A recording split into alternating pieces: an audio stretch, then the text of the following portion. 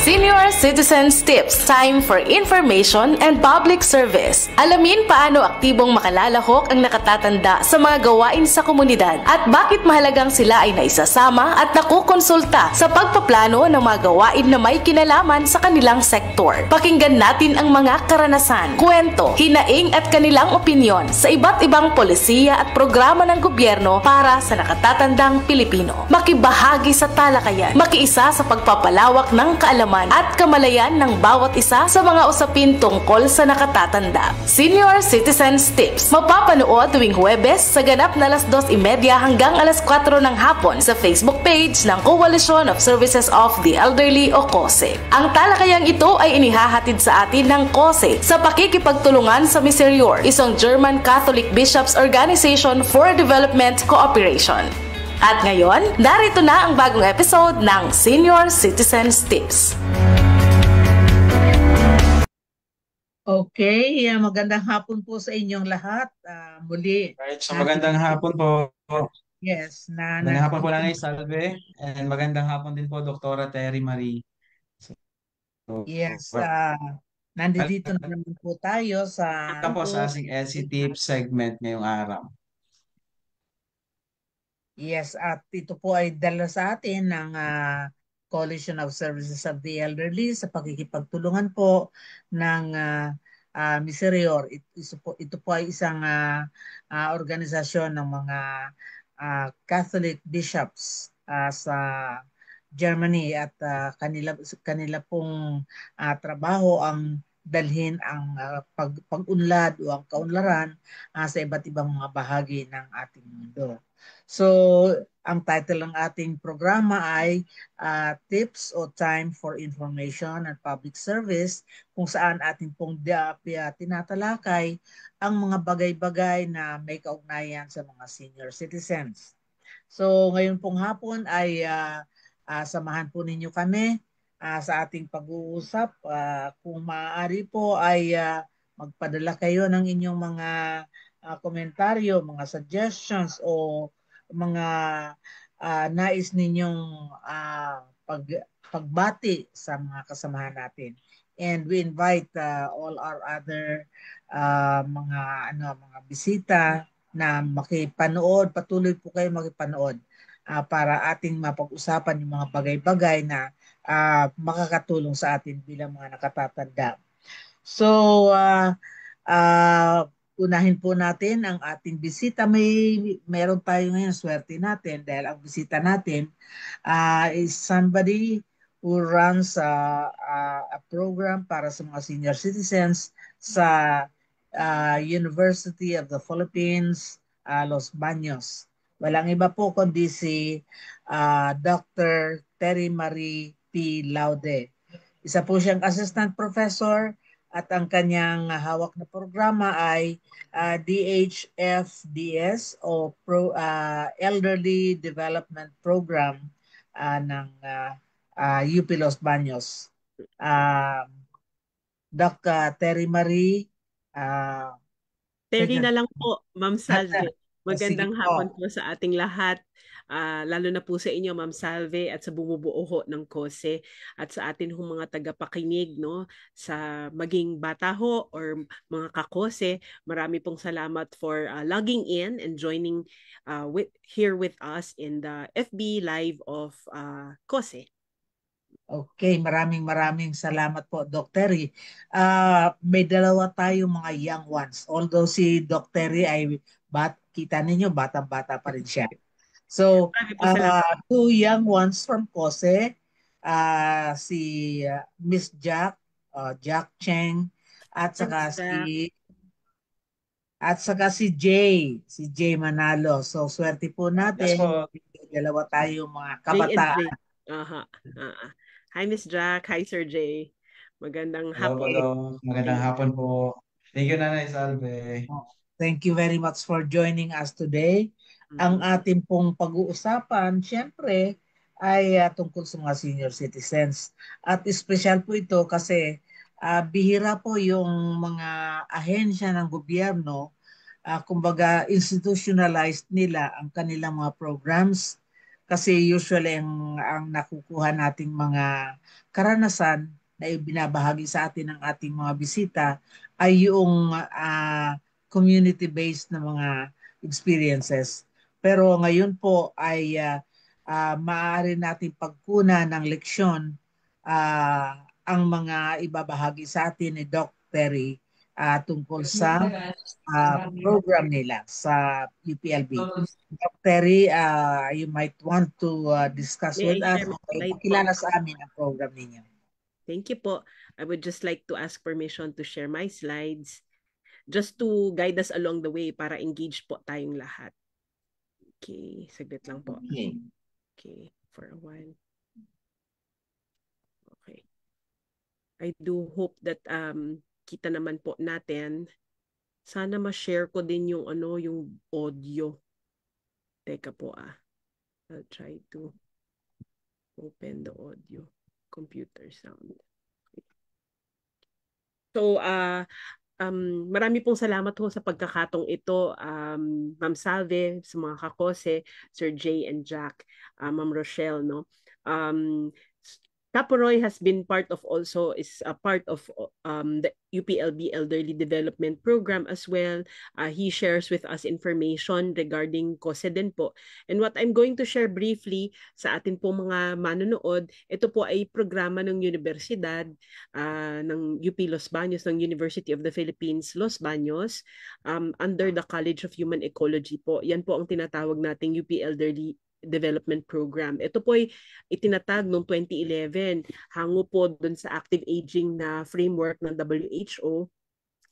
And the main logo there that we still adhere to is stay active, no, among our seniors and elders in the community. So just essentially, this is what our program is. Ito po ay isang extension program, meaning service arm po to ng university, and instruction na rin po. So nag-evolve na rin po siya. So instruction, community service, extension and research na initiative po ng UP Los Baños para sa mga seniors and elders. Gaya ho nang nasabi ko kanina, kami po ay nasa College of Human Ecology under the Department of Human and Family Development Studies. We are adhering to the active aging framework, supporting opportunities for elderlies, no, for older persons, for health participation, inclusion, and security, enhancing their quality of life. Bukod pa ho dito, hango nga ho dun sa UN Decade of Healthy Aging from 2020 to 2030, we are also embracing these 4 action areas in all our activities and instruction po among our students. So that's combating ageism, changing how we think, feel towards aging population, no, and then even among ourselves as we age, no, creating age-friendly environments, ensuring that communities foster abilities of the older people, as well as making it safer for them, no, to have live freely with a good quality of life. Integrated care, that means delivering person-centered integrated care, particularly lalo no sa primary care services sa pag-provide, and then long-term care as well, providing services or access to long-term care for those who need it, no? So as much as possible, ito po ang mga objectives po ng programa.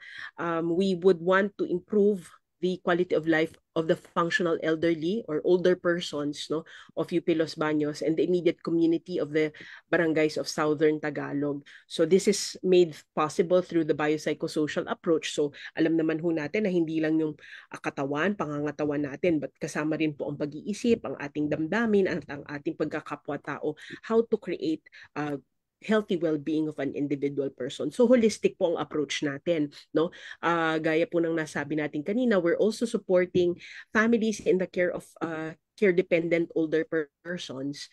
We would also, kami rin po ay somehow with the activities that we do, particularly while engaging in research, we intend to develop policies or programs or projects for senior citizens at the local or national levels through the instruction, research, and partnerships that we have. no? And then lastly, to engage the knowledge and skills, or enhance the knowledge and skills of the UPLB students in taking care of the older person, no, and elderly development. That's particularly the study of or the gerontology study of aging. Okay? So, previously po, marami rin po, dahil nga ho kami ay nasa universidad, so bukod sa instruction, so pagtuturo, no, kami din po ay na-engage sa mga research, so mga pagsasaliksik. So far po kami po ay nagkaroon ng 3 study hanggang 4, na dadagdagan na po yan kasi mas marami hong mga students ang na-engage ngayon sa pagsasaliksik ng nakatatanda, no? So among UPLB retirees, mamaya i-share ko lang briefly sa inyo kung ano mga natutunan namin prior to the pandemic doon po sa wellness initiative for seniors and elders na study ng UP. Ano po? At meron rin po kaming dating barangay na inaalagaan, at meron din po kaming pagsasaliksik doon, at ito nga ho yung nasabi natin kanina. No? So there's an unmet need of active aging among functional and care dependent older persons, na natingnan din ho natin that there's a majority is in need of a senior daycare service center and family caregiving training, no? Bukod din po dyan, base sa aming mga pagsasaliksik, no, nakalap din po namin yung determinants of active aging among the working and non-working persons sa Los Baños, particularly also yung nutritional at saka frailty status of the older persons in the UPLB retired community. Okay? Gaya ho nang nasabi natin, dati ho we're very fortunate that the COSE has organized the annual fora, no, on dignity in aging, no, na kung saan din po yun ang theme natin ng Filipino Elderly, di ba po, Ma'am Salve, this year. So ito po yung mga ina-highlight lang dito sa among the 11 key dimensions. We looked into, our program looks into quality of life satisfaction, self-related or self-rated health status among the older person. Sometimes we talk about pension too, no? Social inclusion, definitely that's part of the program. Extent of difficulty in accessing government health services, preparing them even for older age and family care, no? Ito ho yung mga natalakay na namin doon sa programa. It can be through activities, lay fora, lectures, no? This is a photo of our participants doon po sa naganap namin na community participatory approach na research sa UP Los Baños. Yan po ay headed ni Dr. Renato Torres, yung amin pong past na faculty who is in charge of the Elderly Development Program. Kasama ho ang aming dean. This is the director, Dr. Shelly Ann de la Vega of the Institute on Aging. Madalas niyo ho siyang nakakasama sa programang ito, no? And then the rest of the team behind this, ito ang aming medical director sa UP Los Baños University Health Service, si Dr. Walde. Ang amin hong participants, there are also administrators here, professors, as well as mga participants po natin sa UPLB Elderly Development Program na kasama ho sa pagsasaliksik. I'm just going to share with you briefly yung mga mga natutunan. Base ho kanina, sasabi ko sa inyo, doon ho sa pagsasaliksik na yan, ito po ay ginawa, no, just an overview. Ito pong UP Wellness Initiative for Seniors and Elders ay hindi lang po ginawa sa UP Los Baños back in 2018. Ito po ay ginawa din sa unang-una sa UP Diliman, and then after that po sa UP Manila just recently during the pandemic or even after, no? So napansin po doon sa study na yon, dito ho sa populasyon ng taga Los Baños, UP Los Baños, ang aming mga empleyado at mga retiring pa lang from 55 and above, no? Mas marami ho ang may sakit sa mata, no? So ito po yung pag-aging ng mata or presbyopia, no, panlalabo ng mata, and then hypertension. There are 5 top diseases: hypertension, osteoarthritis, yung yung matataas na cholesterol, diabetes, at saka macular degeneration. Kadalasan po among the retired individuals, sila po ay may mga sakit sa mga kasukasuan, saka muscle pains, Doon naman ho sa working respondents, kadalasan parang nangingima yung kanilang mga daliri, no? At saka binti, at saka some skin conditions. Yan po ang na-highlight nila, no? Nearly half of them reported that they are of average health. The retired respondents, 21% of them, somewhat unhealthy or very unhealthy, no? While those who are working have very healthy or healthier than average. Based on their nutritional status, kadalasan naman po talaga majority, lahat, mga 70 to 80% of them are non-obese. So maganda po ang pangangatawan, no? At ang kanilang nutritional status ay also maigi, no? Or normal. Mas mataas ho yung malnutrition or at risk for malnutrition among the retired individuals, no? And the nutritional status naman is comparable between the working and the retired. In terms of their laboratories, yan, medyo ho, almost half normal ang blood profile, no? Hemoglobin, at saka ang kanilang vitamin B12. Ang vitamin B12 naman po ay alam natin sa mga nerves po yan, no? Vitamina para sa nerves. We also tried to check into, based on that program, no, research na yan, yung kanilang fasting blood sugar, no? Most of them are impaired fasting glucose and at risk for type 2 diabetes. Base ho doon, nutritional wise, ang aming mga rekomendasyon, dapat annually, ang UP Los Baños kasi ay may nakadedicate po na discounted rates among yung po sa aming University Health Service, no, na serbisyo para sa annual medical examination. Particularly libreng-libre ho yan para dun sa mga mga employed. While the retired, discounted ho at a very very reasonable, affordable rates. And meron ho tayong tinatawag na comprehensive geriatric assessment, no? Yan rin po ay nirekomenda kasi it's a komprehensibong pag-assess o pag-evaluate po ng well-being ng isang older person, no? So yan ho ang mga rekomendasyon namin nung panahon na yon. And then magkaroon po ng wellness program na makapagpa-reduce po ng lifestyle related diseases such as non-communicable diseases, hypertension, obesity, yun po.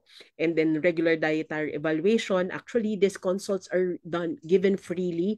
Nakaschedule lang po yan, care of the Institute of Human Nutrition and Food. So they have a dedicated clinic there that na ang mga seniors ay maaari pong dumulog sa kanila for a free consult, no? And then even with the students that are supervised by their faculty. So we would like to encourage the UPLB elderly or older person to participate in the elderly development program kasi madalas po doon pagka kami po may session, talagang kasama po ang nutrition screening bukod sa health screening. Ang napansin din po natin bukod doon sa self-assessment, no, tiningnan din ho kinumpara namin doon sa objective finding ng geriatrician base ho sa comprehensive geriatric assessment. At doon nga ho na pag-alaman na karamihan ang top 5 na mga sakit, no, or diagnosis ng mga senior ay medyo taliwas ng konti. Nag-align lang sa presbyopia o sa mata, pero may mas malalalim pang mga kondisyon tulad ng vitamin D insufficiency, mild cognitive impairment, no, maaring kaakibat po yan ng pagkakalimutin, no? Pati ho yung cholesterol at pataas ng mga cholesterol at hypertension, no? This is, if you have noticed, ito po ay mga lifestyle diseases which are highly modifiable. The 3 of the top 10 are actually conditions that affect actually vision. So yun po yung kadalasan hindi napapansin ng mga seniors, no, or older persons. Maaring sabihin nila na normal na sa akin yung ganitong malabong mata o pandinig, no? But importante po talaga na maalalayan o ma-screen properly at early on ang ating mga seniors about this. Ang pneumonia, base ho dun sa assessment na yon, ay hindi kasing common compared po sa UP Diliman na study na kasabay, nauna, no? Sa mga paano naman natin, mga seniors po, karamihan sa kanila ay umiinom ng mga anti-hypertensive. Marami ho may vitamina at saka pampababaho ng cholesterol at pag-control rin po ng high blood. Ano po? Ang mga kababaihan ang mga umiinom kadalasan ng vitamins at calcium, particularly yung mga B complexes, no? Vitamins na B complexes and calcium po. No? So, in terms of equitable access to primary care, actually, lahat po na nagtatrabaho have PhilHealth, di ba? Coverage po yan, lalo mga senior. Kumpara po dun sa 98 who are retired. Meron din ho kasing programa ang universidad na Enhanced Hospitalization Program privileges na meron ang working, no? At hindi ho na-enjoy yan ng retired, no? Hindi na po kasama dun sa coverage na yun yung mga retired employees, no? For base rin ho dito that more working, around 28-30% had HMOs aside from the PhilHealth. So may kanya-kanya po silang binabayaran na health management organization, no? Para yung insurance po, kumbaga. So on the average, these are what they spend per month back then, no? Mga around 2,000 pesos. And base ho dito, on the average health with better reported health among the working population, no? Highly independent and functional ang mga older persons sa komunidad ng UP Los Baños, no? Except for a few who are retired na dependent na. And yung mga non-communicable and lifestyle related diseases are also very predominant. So base nga ho sa na-share natin, mga visual problems sa mga mata po, no? And then marami sa kanila pa rin ang gumagamit ng supplements, no? And there's suboptimal PhilHealth availment among the retired. Well, ngayon po alam natin na lahat na seniors are really covered. Bukod pa ho dyan, meron ho tayo makukuha mga i-consulta or the yakap na programa ng gobyerno on PhilHealth as well. So on the outpatient basis. So the retired respondents are not eligible as what we've shared earlier on eHope. And these are the recommendations on health, no? Kung pwede ho, madagdagan pa ang laboratorio at mga serbisyong medical, ma-optimize din po ang PhilHealth among the retired individuals, pati ho ang pag-include po, pagsama doon sa eHope na programa ng mga retired individuals or retired empleyado ng UP, no? There's also, kung maaari ho sana magkaroon ng medication assistance program, particularly on PhilHealth coverage. Alam naman ho natin na nadagdagan na ito with the YAKAP program. So, yan po ay maaaring makuha mula sa YAKAP of PhilHealth, no? Ma-augment ng konti yung mga maintenance medications. And then, we really recommend, it's base ho sa mga rekomendasyon ng pagsasaliksik, magkaroon ho ng mandatory annual medical examination for the UP older persons, no?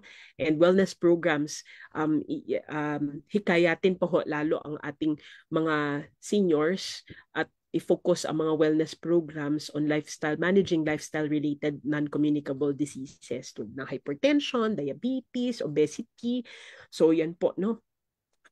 Kasama rin po ang mga joint problems, no? And gumawa po ng programa for Healthy Vision. As a matter of fact, in the UP Los Baños Health Service, naisama din po na may donation na po for eye care or eye screening doon, at meron ho tayong eye doctor or specialista sa mata na nandun ho sa University Health Service to accommodate this Healthy Vision screening and check-up. And then we recommended that we need to encourage the UPLB older person to participate in the elderly development program. Some behavioral determinants po ay yung use of tobacco, napansin natin yan, mas madami among males, no? Ayan, madalas ho, dahil malaki ho ang community, mga grounds po namin, no? So may mga aerobic exercises that are available on Saturdays, mga seniors po, kasabay na po dyan ng socialization, at saka ang bazaar, kasama na doon ho ang walking early in the morning on a Saturday, no? And then community fellowship. very few do have balance and strength resistance training. So gusto rin ho natin na makasama ho ito sa wellness program nila. As a matter of fact, meron na ho kaming kada elderly development program ho namin, that's on a Saturday usually from 7 to 11 a.m. We have regular Tai Chi. Yan ho ay favorite ng aming mga seniors. Ano po, pati na rin ho ang faculty at mga estudyante who are organizing the event, no? And then we have close partnerships with the University Health Service healthcare providers, their team of midwives, nurses to do health screening as well, no? And then medical, and then so ito po ang mga behavioral determinants natin. Some recommendations, we've mentioned that earlier, i-revisit po ang eHope at saka enhance pa ang mga programa ng University Health Service for the seniors and elders, and create help age-friendly environments, enhancing safe spaces and walking paths, as this is being incorporated in fitness programs for seniors, no, with balance and strength training as well. Okay?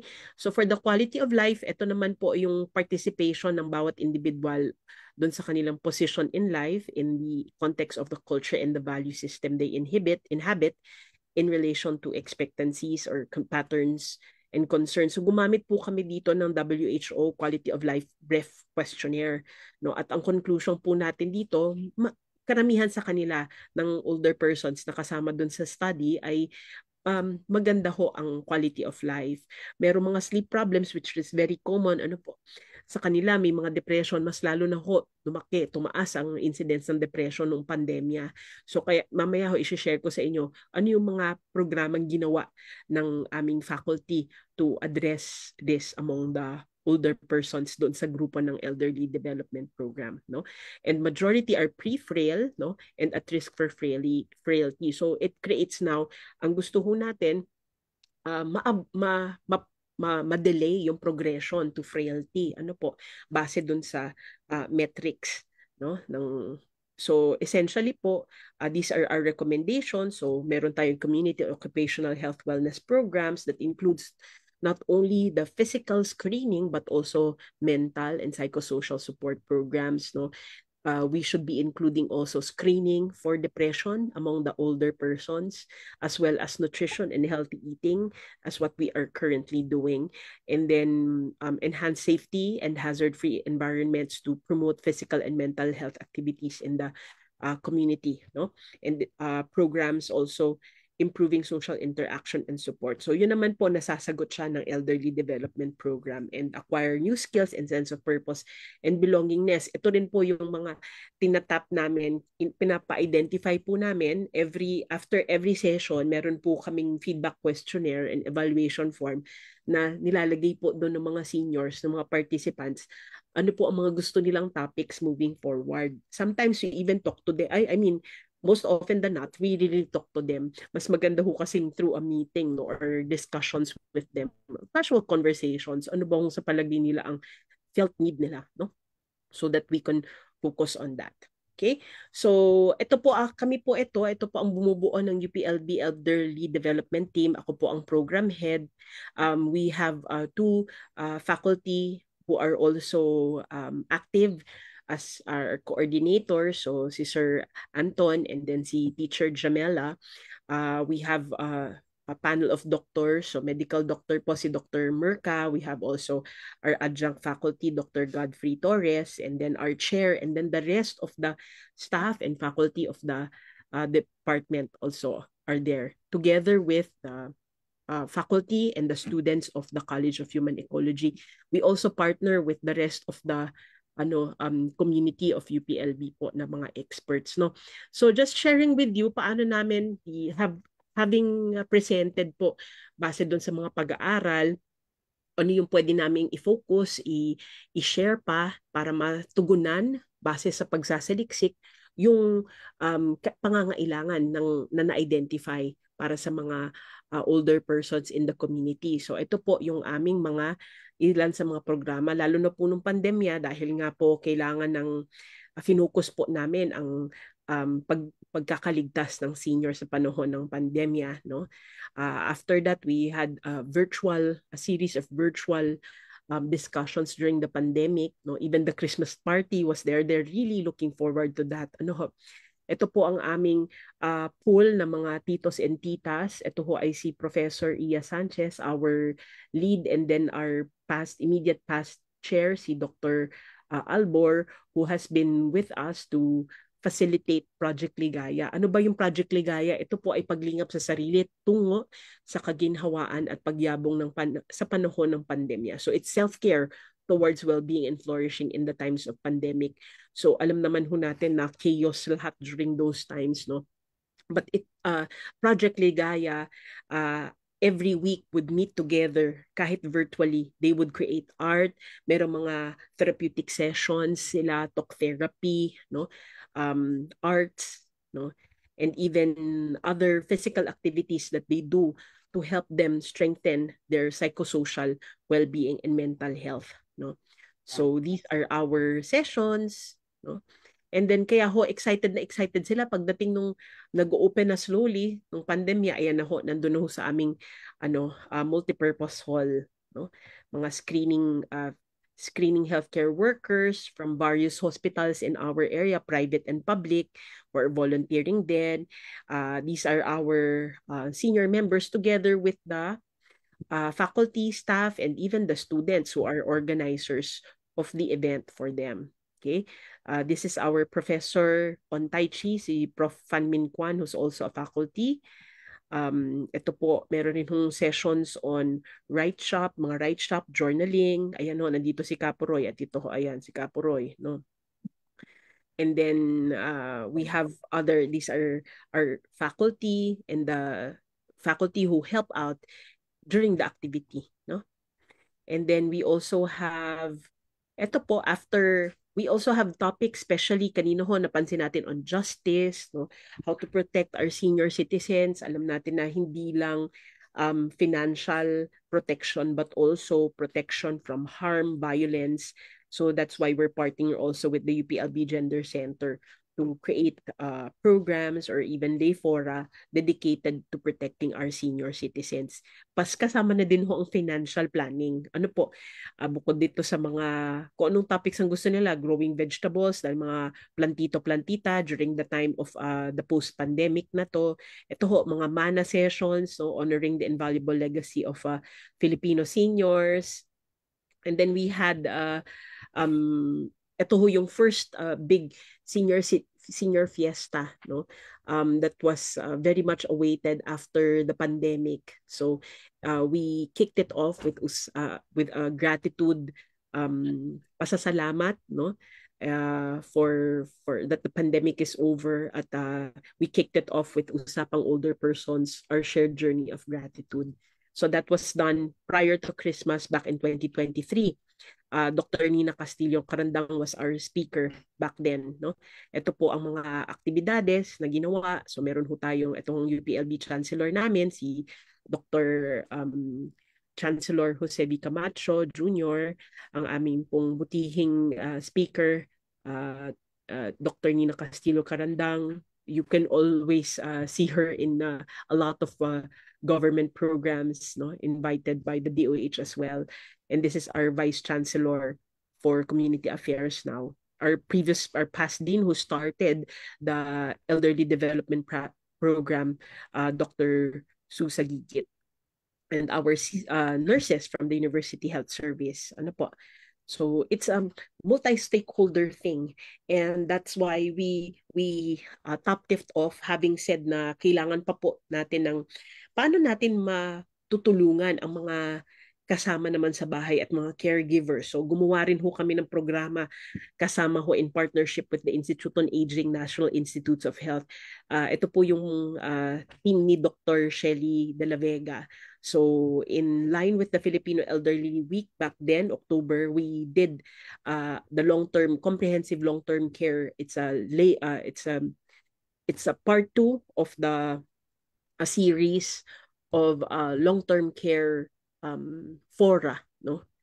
for caregivers and healthcare professionals that was held here. So we hosted it here in UP Los Baños. At ito po ang aming iniimbitahan ho namin ang lahat, no?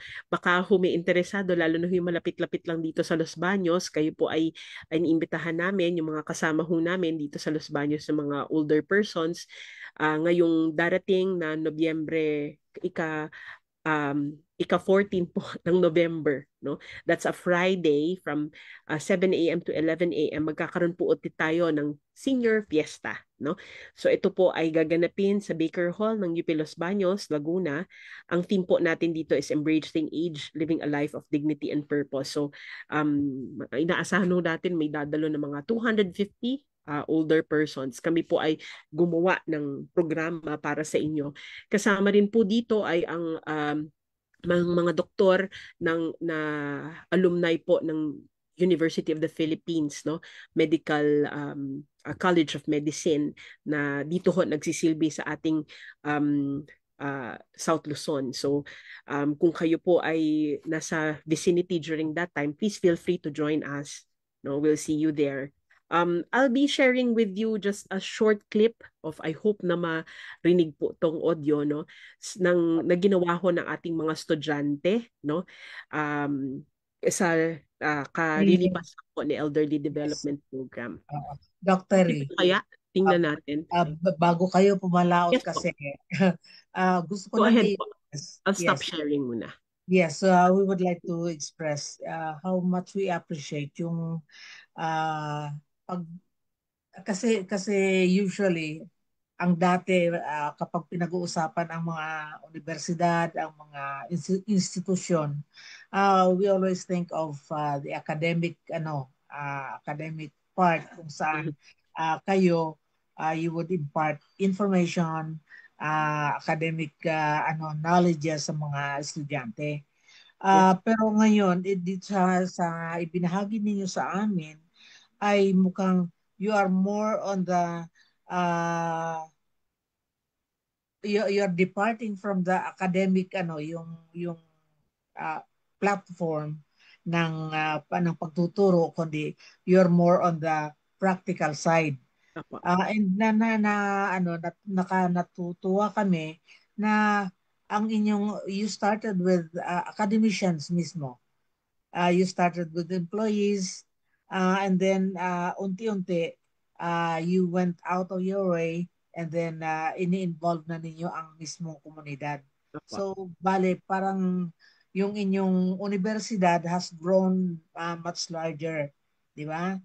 So may konti lang kaming tanong siguro. Go ahead po, ma'am. Yes. Ano ang naging response ng mga community people, hindi lang siguro yung mga nakatatanda, kundi maging yung mga younger professionals? Yes, how does it affect them? Well, gaya nga ho nang na-share ko po kanina, no, since this is an instruction, the Elderly Development Program is an venue for instruction as well, hindi lang po research at saka service extension, community service. We established a course named Elderly Development. Yung department po kasi ng Human and Family Development Studies under the College of Human Ecology looks into the various phases of life, no? So meron ho kaming child development laboratory. Ako ho ay alumnus din dyan. Noon pa hong bata ako. So, yung mga graduate po yan po, yung mga bata, pang bata po yan. We have the Adolescent Development Program. May kurso din po talaga kami noon. So, we look into the various phases of the life of an individual. So, ito po ngayon, we have the Elderly Development na course. Nagsimula lang po yan itong recently during the pandemic, and slowly we're gaining more students who are interested precisely because they wanted to share their good experiences with their relatives, their lolos, their lolas, their titos and their titas. What's good about this is really na it harnesses the culture of the Filipino, yung pagsasalin ng wisdom at karunungan mula sa elderly.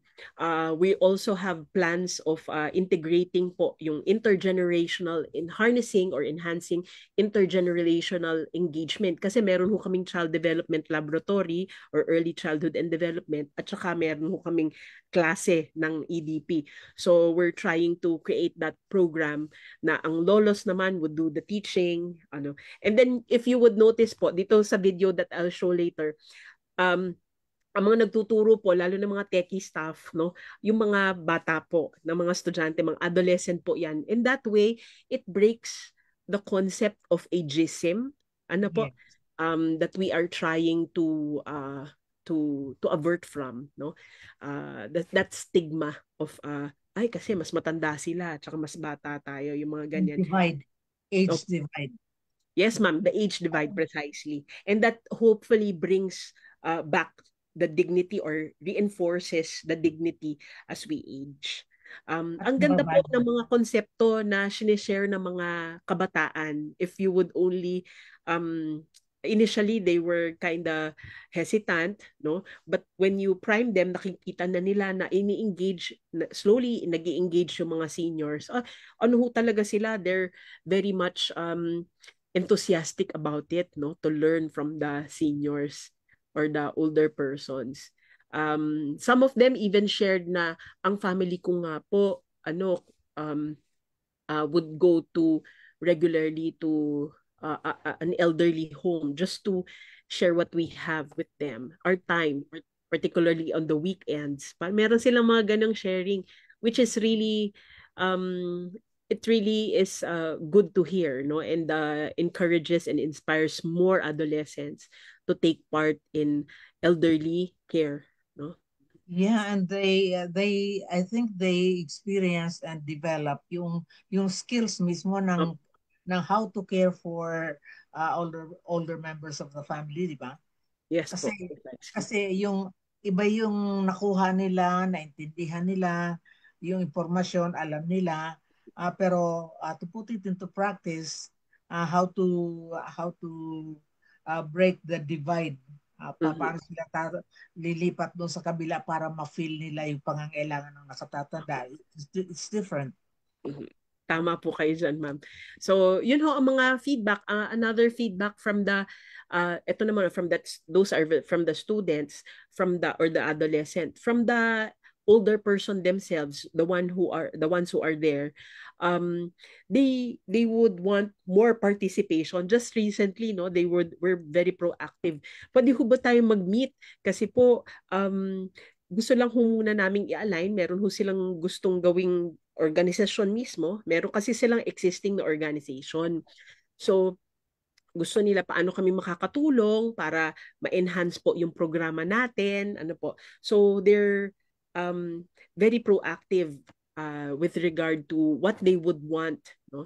Kung ano ho ang needs nila. No? Say, for example, we're trying to restructure the program in such a way na mas frequent sila. Mas frequent ho sila nagkikita. Oo, mas Ganun gusto sila to come to get together more often. Yes. Sabi nila, you don't need to, wag kayong mabahala na mag-organize pa at mag-abala ng ganitong kalalaking events. We just need from you a simple room, perhaps just to a safe space. So that's what we're doing. Well, part of the advocacy rin of the university is provide safe spaces for everybody. And yun po ang sagot namin sa pangangailangan ng seniors naman po, ng older person sa kolehiyo at sa universidad. Nakita ko rin po sa mga ibinahagi ninyo kanina that hindi na lang UP Los Baños ang nag-i-engage sa ganitong mga programs, kundi more institutions are opening their doors at nag-start na rin sila na mag-implement ng similar programs. I think nga po sa part po ng medical, because my background is in family medicine po.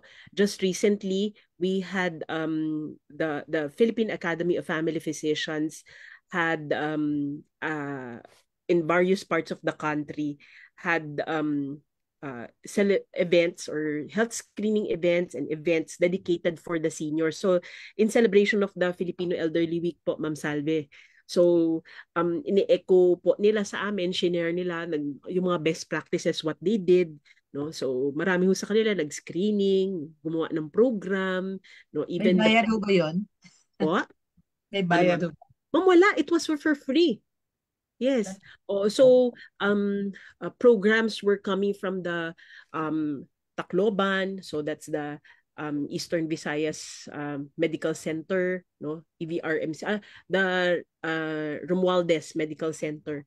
And then there's also coming from Davao, Southern Philippines, mga private hospitals in the NCR as well, no? And other DOH hospitals in the country. So nakakatuwa po. We will try to share with you those resources as well. We're trying to finalize lang po so that dun ho sa mga nakakapakinig ngayon, maaari ho kayong pumunta or dumulog dito sa mga institusyon na ma-share ho namin. Ano po? Thank you po. Do you do caravans, yung ganon? Okay. Ma'am, actually we do dahil meron ho kaming we tried that post-pandemic. Meron po sa one we had is in dito lang ho sa nearby barangay. So meron hong Bayog, barangay na town. So basta barangay ng Los Baños. Na may felt need yung mga seniors nila, baka pwede naman ho kayong gumawa dito ng programa. So dahil nga may mga estudyante ho kami nagpa-practicum doon, sila ho yung naging organizers. At the same time, in partnership with the seniors there. There was also this group of healthcare workers who are living in Nagcarlan, no, residing in Nagcarlan, who would want to partner with the program. And then we delivered it there. So we provided the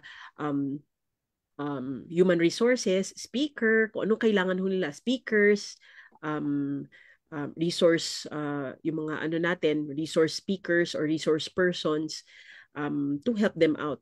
So tuwan-tuwa naman po yung mga senior. Marami po kasi dito sa probinsya ang naging part ng mga community activities ng nursing at saka paramedical professions and even medical professions. So, hindi na bago yun para sa kanila. But even then, syempre, iba ho yung flavor na share po ng departamento sa kanila ng programa. Kanina po may nabanggit kayo tungkol sa HMO. Opo. At saka merong mga walang HMO, yung mga non-HMO service ng mga individuals. Ito ay among the workforce. Yes po.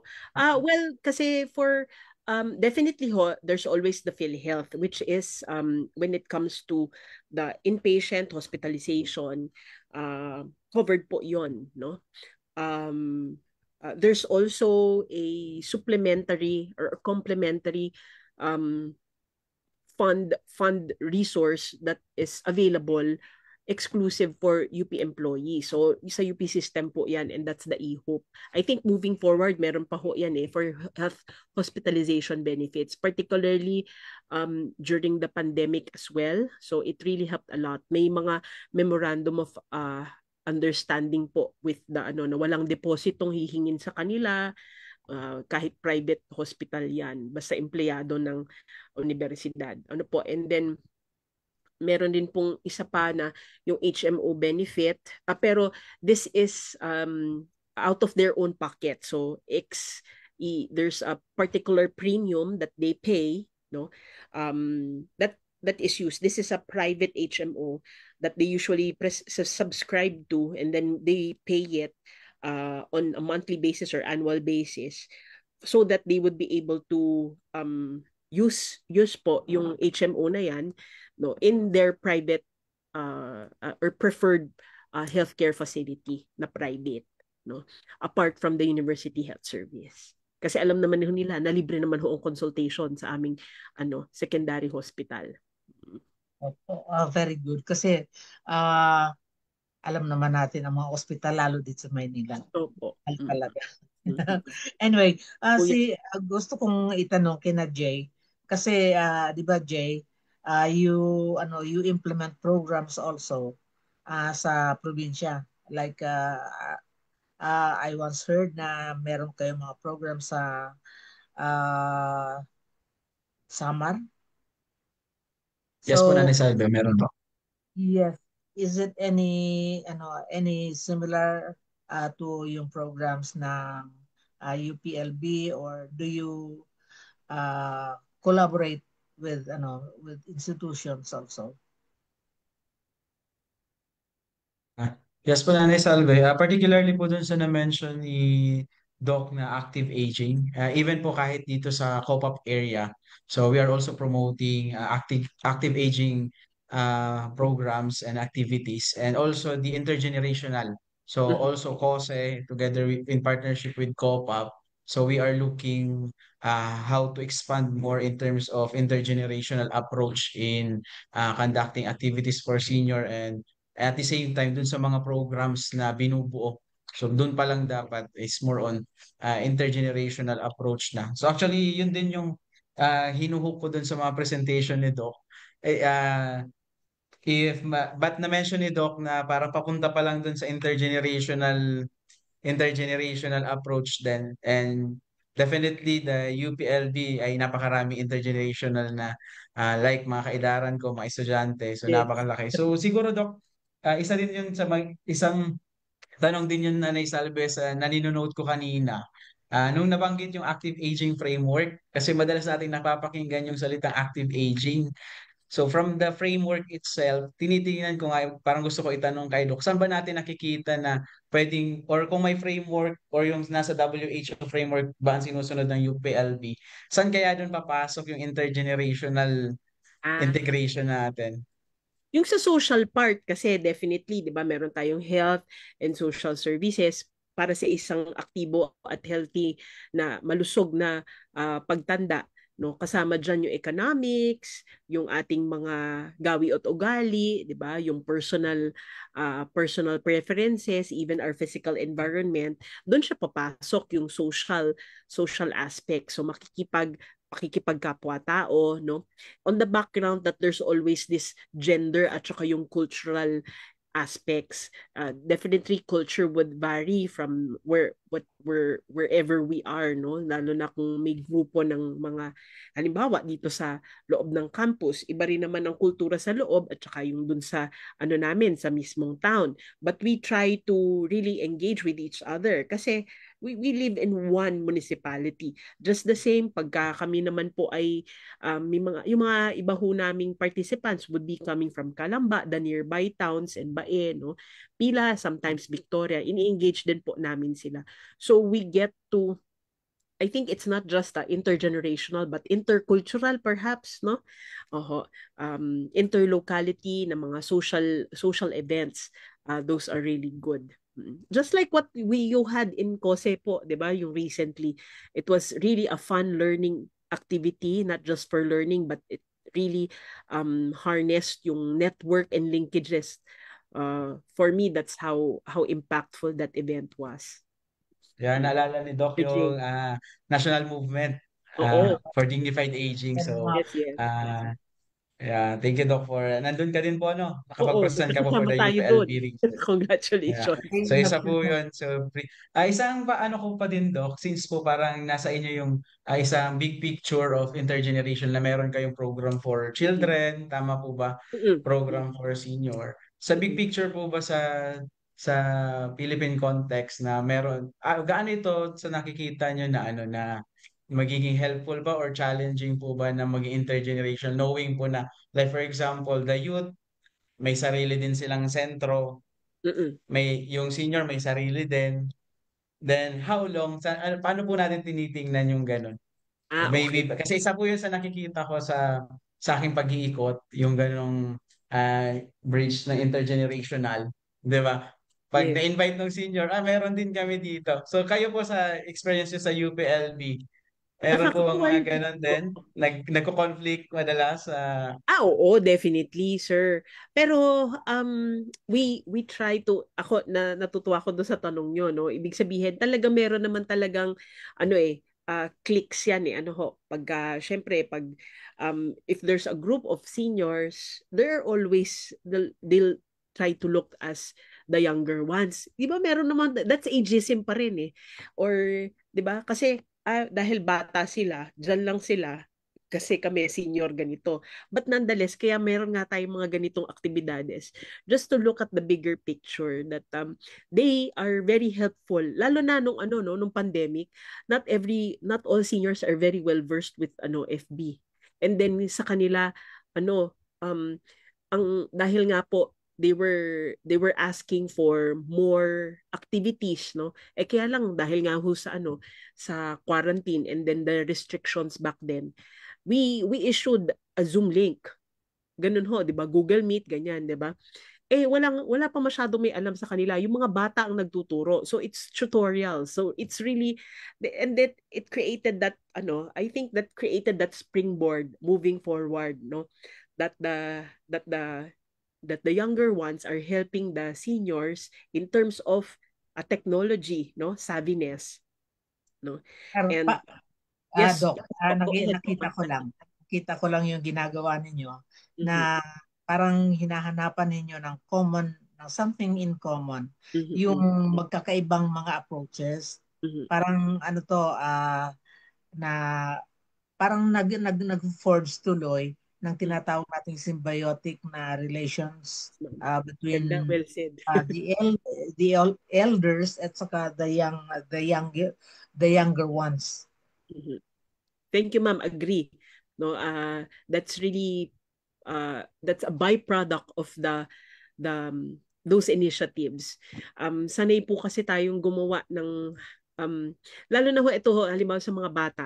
You'll often see in our compound, no, that the bata, yung mga ano ho to, mga early childhood, mga preschool children are being brought by either their parents, the caregivers, or oftentimes their lolos and lolas. Ano po? So that's what we're trying also to simulate those kinds of activities na hindi lang within the family yung relationship na yan. Yung pakikipagsalamuha sa isang bata at saka mas matanda. So sa nakakatanda. So yun po yung mga goals ng aming kolehiyo at ng departamento para makapag-create pa po ng mga ganitong engaging activities that could support the intergenerational harnessing and reinforcing intergenerational ties because marami ho yan. Tama si Sir Jay, ang kanina mga tanong niya talaga medyo malalalim. Magandang research yan eh. Oh, magandang research yon. Anong mga activities yan? Mga activities na yan. Anong mga aspeto, no, ang pwede nating tingnan para ma-bridge natin yung gap, no? Or ma-bridge yung gap between among various age groups, particularly the young one and the older person. Thank you so Billy, much, Doc. Po. Good to know gusto, po na may makakasama pa ulit si Kose na magfo-focus din sa intergenerational collaboration. So, ayan, mas dadami pa yung makakasama ni Kose. So, looking forward po dun sa journey din ng UPLB for integrating the intergenerational approach dun sa mga programa ng UPLB. Yes po, Nanay Salve? yes, gusto kong tanungin din si Miss Jack. Kasi she comes from Bulacan. Tama ba? Hi, Miss Jack. Miss Jack, medyo busy siya ngayon. Okay, mamaya tatanungin natin siya. Meron tayong several viewers na nagbigay ng kanilang mga kuro-kuro. Yan si Yeah. Meli Cardenas.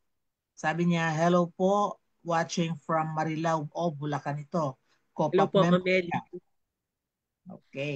And dinagdagan niya, thank you po ma'am for that explanation about that important situation ng sa mga seniors.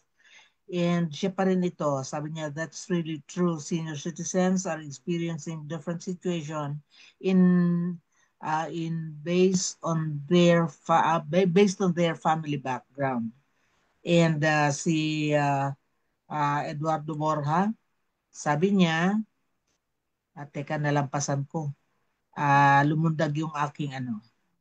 Ah, Sabi ni Sir Borja ay nanonood daw siya at nakikinig sa kasalukuyan. Ayan. Hello po, Ito Sir po, Borja. sir. and Magandang si Carmen Vicente, sabi naman niya is the course, elderly development course, face-to-face or pwedeng virtual. okay po. Ito po Interesado ay siya.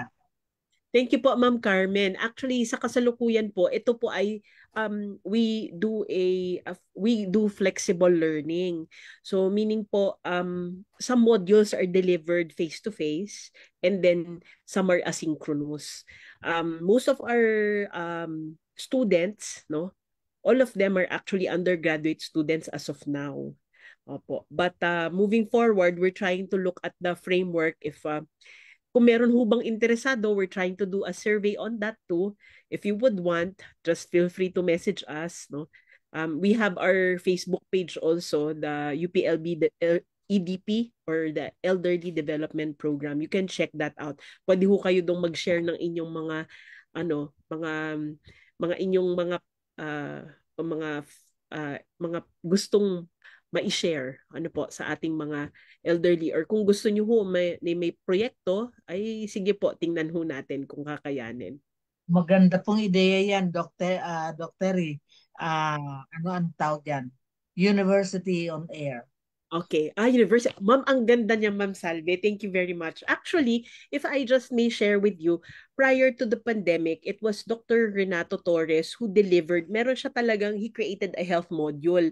So it's like a senior academy that after once na complete yung consecutive 10 consecutive modules yan on a weekly basis, gagraduate yung senior ng older person. Meron ho siyang certificate, meron ho yan. So, these are health modules, medical modules that are made by then Dr. Renato V. Torres. Tama po yan, Doc, kasi hindi lahat ng tao who would like to go back to learning ay may kakayanan na bumalik sa institusyon. Diba? Like, ngayon, ako mismo, yung everyday, I make it a point na nakakapanood ako ng mga YouTube presentations on health. Diba? Yung what foods are good for certain ailments and what foods are not, yung ganon, and then what to do, things, yung mga very practical na madali nating ma-adapt, lalo ng mga seniors ay medyo mahirap na rin basta mag-assimilate ng mga impormasyon. Yung tingin ko, the more activities na kagaya ng nabanggit ninyo na on air o on radio, ay kasi hindi naman like may sa probinsya, hindi lahat ng ay may mga television. Maybe kahit yung radio programs, sana mapasukan natin ng ng educational materials para sa mga seniors na actually kung kasama nila ang mga kabataan na nakikinig o nanonood, will be learning as much. That's a very nice that's a very good suggestion that we will look into. Salamat po. Thank you, Ma'am Carmen. Thank you, Ma'am Salve. Thank you. Meron ditong pa si Roberto Espenya, sabi niya, good PM po, Nanay Salve. God bless po sa atin lahat na senior citizens. Tapos, si Oni, eto madalas natin kasama dito sa tips. Sabi niya, congrats Jay at Nanay Salve. Thank you sa ating resource person, si Dr. Terry. Si Aquaya Abad Jr. Magandang hapon po sa ating lahat. Maraming salamat po sa patuloy na pagpapalago at pagpapalaganap ng mga kaalaman na patungkol sa elderly. Si Lorenzena Ramos, sabi niya, I just tune in. Am interested. Wow. And then sabi niya, she's from Cebu City. So this time hindi na po masyadong problema yung distance given that we have radios, televisions, and other materials. Okay, may dalawa pa. Naliligaw yata yung mata ko. Ayan. Ayun, taga Kose ito. Si Agos, si Sir Agos, magandang Sir hapon. Agos, magandang So, kilala ito ni Doktora, si Doc Claude. Sabi niya, thanks Doc Claude for sharing your programs. Pwede kaya mag-outreach ang UPLB sa COPAP area sa po. Metro Manila? Ayun. Siguro pag natapos sa COPAP area, baka pwede rin sa ibang mga organizations. Di ba? Sure po, ma'am. Oho. Opo. Kung saan po Kasi, pwede tayong makatulong. yes. We'll Alam ba ninyo, Doc, na dito sa Quezon City, there are around 900 organizations of senior citizens. So, ganyan kadami. So, we're really hoping that dahil meron na ho silang organization, pwede ho tayong mag-conduct ng training of trainers. So say for example po, or pwede hong pasampulan natin, and then moving forward, kung tinatap din lang po natin yung kakayahan ng bawat organisasyon to tap also persons who would experts in their own field within the community. That's how we do it also here in Los Baños. that would be Bilhin one po of the tayo, programs of the NMAP. ma'am. Sorry po. You've heard of the NMAP, di ba? National Yes, Movement of Older Persons of the Philippines. ma'am. So, nagkataon po ang mga kasalukuyang pamunuan niyan. We're not formally organized ngayon. Wala pa kami mga formal na positions, etc. So what we did was kinuha namin yung mga leaders ng several organizations. Ito yung kami yung ang tawag diyan ay steering committee.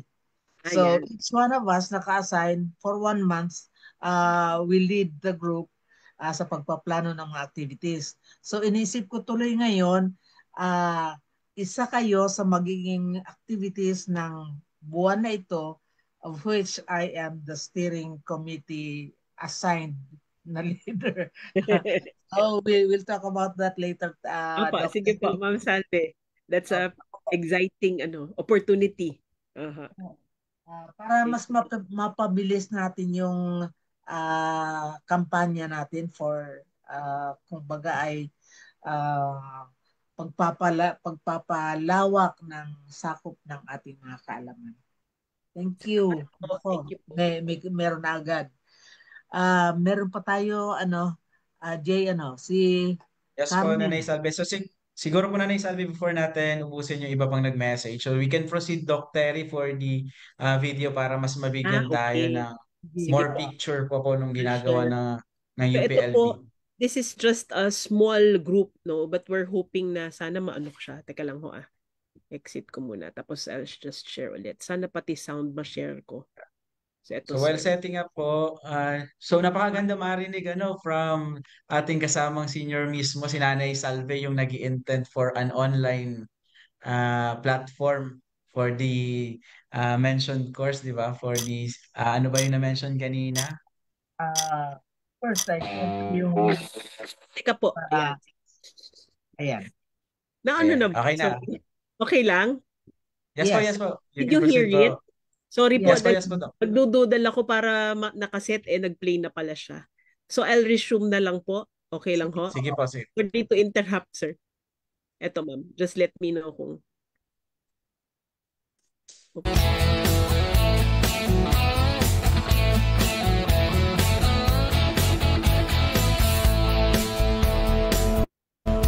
Wala pong audio, Doc. Wala? Wala po. Sir, nawala ang audio? Okay, I'll stop sharing. I'll try to take, lang ho ulit. I'll try to, yun yung niya yun. Teka lang ho. Okay. Pero kanina, sir, naririnig, Opo, kanina may audio pong pumasok. May button dyan, Doc, na share audio. Wait lang po. Wait lang. I'll try to open it ulit. Share. Tapos, Okay. Sir, let me know ha. Teka lang. Open ko siya. Okay. I'll play. Ayan, sir. Okay. Can you hear the ticking? Wala akong... Wala akong...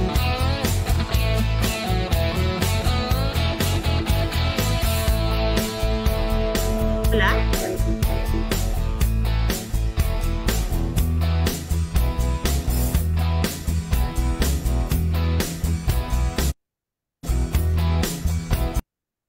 Sir, naririnig? Hindi. Yung usapan nila hindi, pero yung Yung music, sound, wala pa naman pong pinag-uusapan. Parang ano lang po, yung music pa lang po siya. naririnig natin. Kasi may delay ng konti yan eh. Yan Meron na po, Doc. Meron na po. Meron na po sa online natin.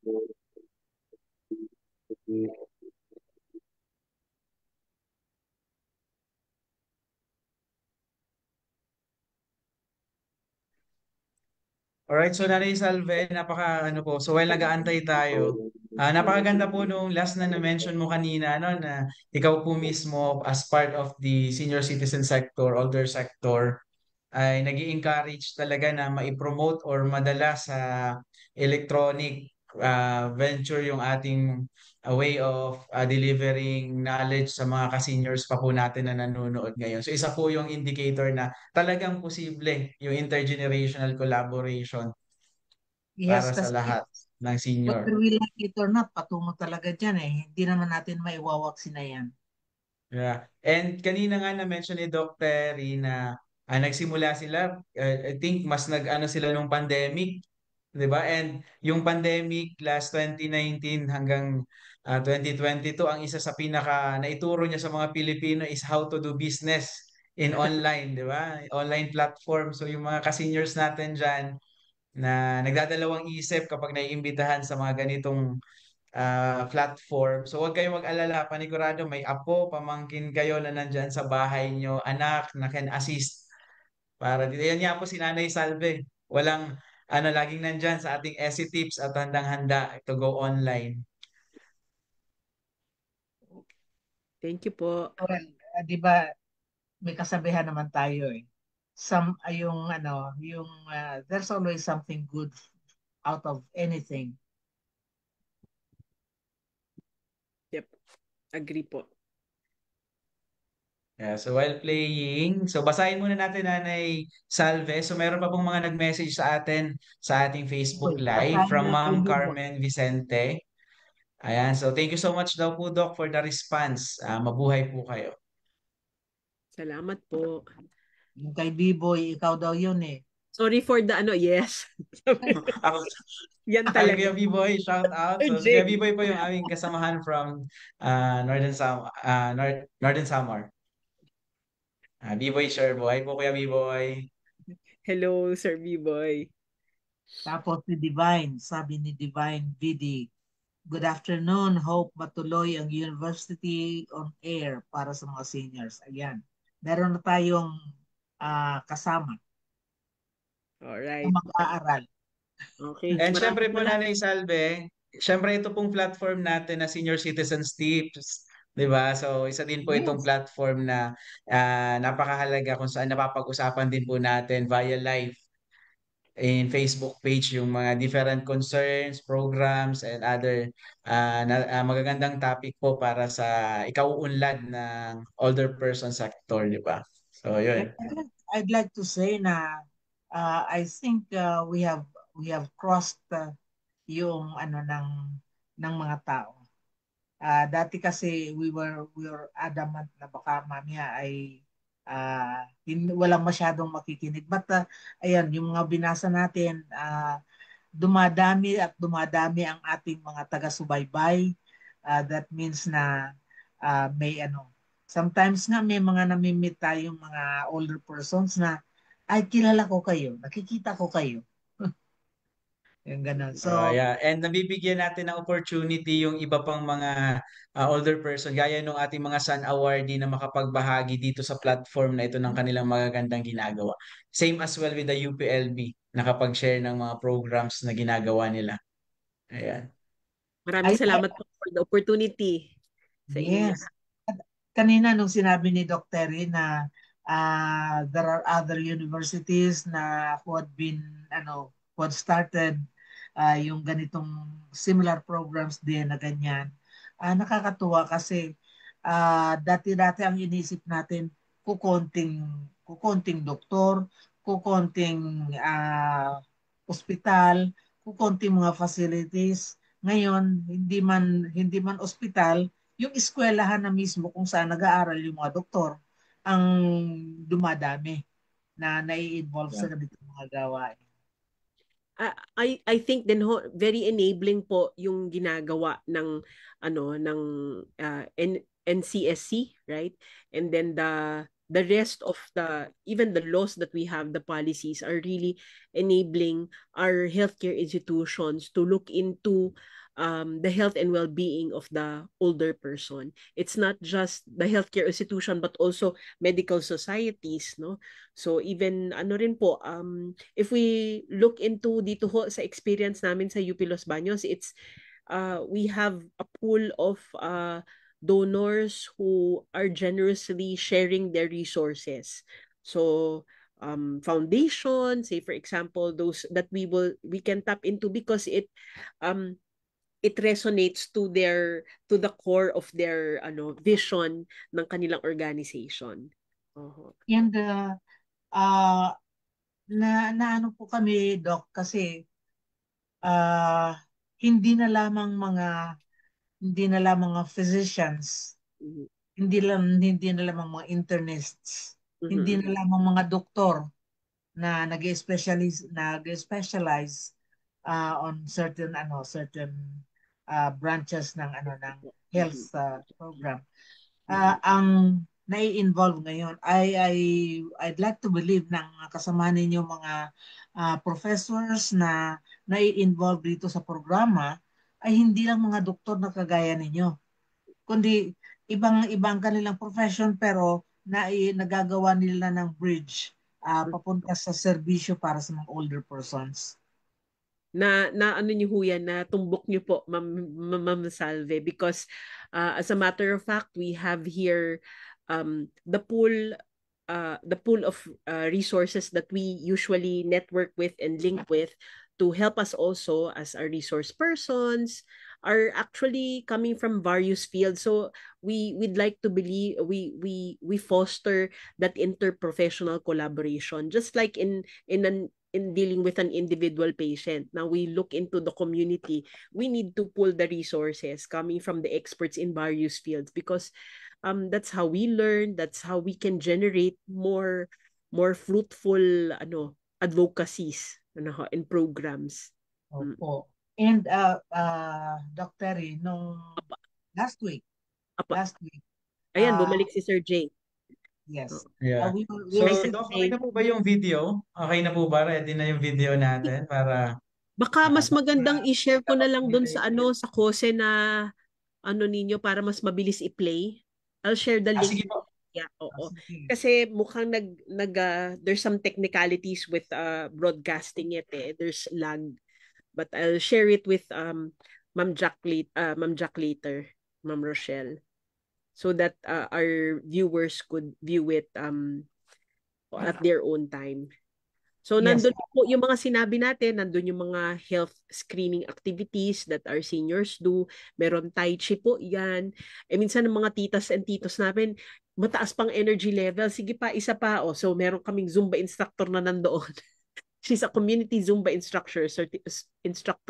certified Zumba instructor, si Ma'am Roy. So she's part of the community as well. Mm-mm. And then we have our nutritionists, no? And dietitians who do the screening. Nakakalimutan ko pala itanong sa inyo, Doc. Opo. Yung tungkol sa panggagamutan ba, do you stick to pharmaceuticals o nag-aano kayo, na kasali ba sa inyong program yung paggamit ng mga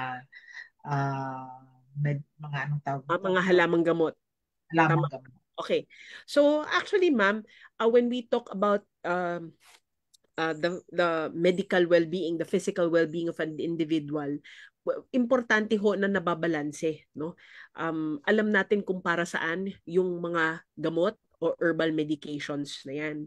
Kasi yun ang advocacy lang ho natin, that it's rational use. Kahit ho drug man yan, no? Or any nutraceutical, no? Importante po na mapag-aralan, at kung yan po ay iniinom, lalo na ho sa isang senior, safety is of primary importance. Ano po? So if there's really value, walang problema. And if the patient or elderly is safe with the use of such, di wala ho tayong problema, pati mga interaction na yan. Ano ho? We also try to look at, importante ho na stress rin natin yung polypharmacy, kasi ang senior ho, hindi lang isang gamot niyan, marami po. Kung dadagdagan pa po natin ng iba at baka mamaya ma-mix match or something like that, it could be more hazardous than give. Parang nagiging butika. Opo, totoo po yun. So yun ho, kailangan lang ho na bigyan ho sila ng well-informed na mga ebidensya, tsaka abiso, para they can decide for themselves. Again, it's balancing the benefit versus the risk of taking such herbal medication. Perhaps dapat ho may tamang pag-aaral, ano po. So hindi ho natin siya dinidiscount, but importante ho na i-discuss po yan with their healthcare provider para masusing mapag-aralan if it's safe and it's beneficial for the patient sa atin pong senior. Doc, tanong ko lang po, regards po sa mga nagiging beneficiary ng UPLB programs, saan po kayo nakafocus? Mostly po ba sa mga retirees from UPLB lang din po ba? Or are you open for in case sa mga manonood po natin na interested po to have partnership po with UPLB? Like kanina po may mga nakita po akong sa presentation nyo yung substance use education. Like gusto po nila magpa-educate ng mga ganun pong ginagawa din po ninyo. Are you open po ba for if may i-intend po sa inyo? Sir, kung usual naman po, dahil academic kami unit, we really foster networking and linkages. Ano po? We are there dahil kami ay isang universidad, so we are there to help partner with our people who are interested, particularly organizations who are interested in establishing one of their own. So hindi po natin restrict lang sa Los Baños. Pwede ho kayong dumalaw dito sa amin para makita nyo ho yung programa. Please like and subscribe na lang ho doon sa aming FB page ng UPLB Development Program. So iniimbitahon ho namin kayo para makita nyo lang ho how is it done. If you feel that if it's gonna work for you, or pwede ho nating mag-usap po tayo, magdiskusyon, paano ho para ma-tailor fit po yan para sa inyong, ang programa para sa inyong komunidad at organisasyon. So welcome po yan. Dr. Yeah, so sa mga nanonood po ng mga ka-seniors natin, different organizations na na-hook po yung inyong attention dun sa mga na-present ni Doc Terry. So open daw po for expression. Ayan, welcome na welcome. Yes po, Nanay Salve, kami. Yes, I was just going to mention this, Dr. Reed. Last week, 2 weeks ago, I was Mhm. in a consultation, meeting with the congresswoman of the party list, United Senior Citizens Party List. Apo. And then we were talking about yung mga tawag nito, ah, agenda, mga pagsasabatas ng anumang makakatulong sa mga seniors.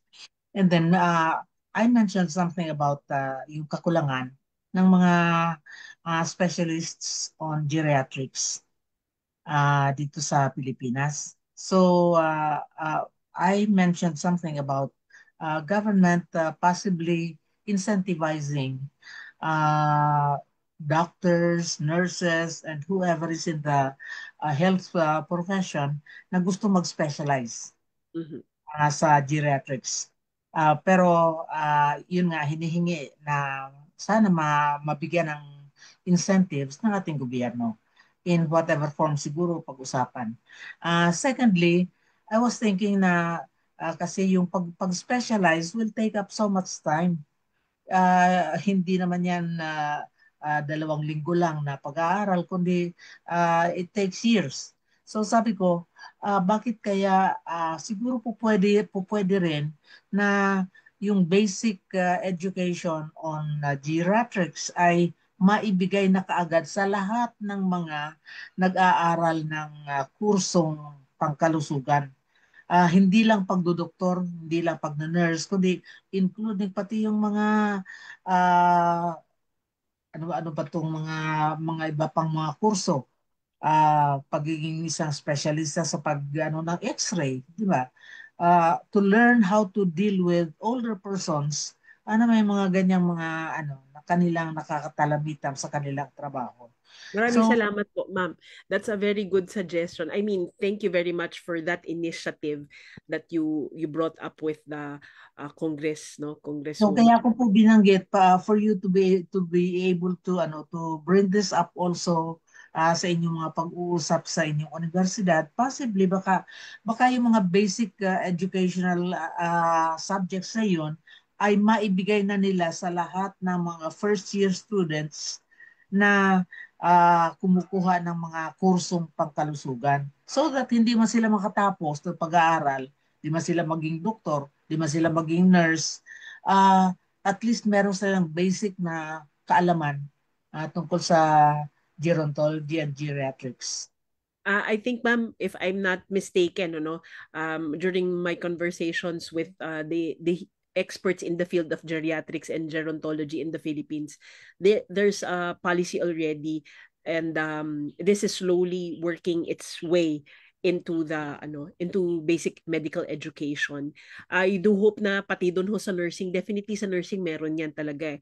Yung other allied medical professions, kailangan din po talaga niyan. Even here in the nutrition ho namin, Institute of Human Nutrition and Food, meron din silang dedicated na module for that among the undergraduate students. So slowly ho it's being implemented in our educational system, which is Thank good. you. Kami pong salamat. Sana mas mapaigting pa ho natin itong initiative na ito. Through your help, through your help po. Syempre, Uh, kailangan po yan may nagpupush pa dyan sa may taas. yes, in fact, meron kaming resolution on that some years ago. Unfortunately, napagsarhan ng Kongreso. But we'll probably retrieve from the files and then ipapasa namin uli sa Kongreso for possible enactment. Kasi 'di ba kasi kung minsan yung mga universidad hindi masyadong open sa pagpapanibago ng kanilang curriculum unless it is provided for by law. Yes, ma'am. Hanggat hindi sila Um, pagpilitan. Agree. As a matter of fact, ma'am, since meron akong mga DOH na guidelines or mga modules na na-create for putting geriatric care in primary practice or primary care. So there have been a series at the start during the pandemic. There's a module that was published and created, even disseminated into various DOH healthcare facilities po, no, to train the non-geriatricians kasi alam natin kulang talaga ang geriatrician. But there are the BHWs, those who are manning the local health centers are given certification courses that would help them gain competencies and skills and the right attitude to take care, communicate, take care, screen properly, and do proper referrals if At warranted. least yung mga basic na Yes. activities na may Nanay Salve, meron pa pong mga humabol sa Facebook Live message natin and very related po dyan sa na-mention nyo ni Doc Ted. We have from Lorenzena Ramos. So today's speaker, a doctor, talks about dementia awareness. This is part of the 2025 Elderly Filipino Week culminating activity.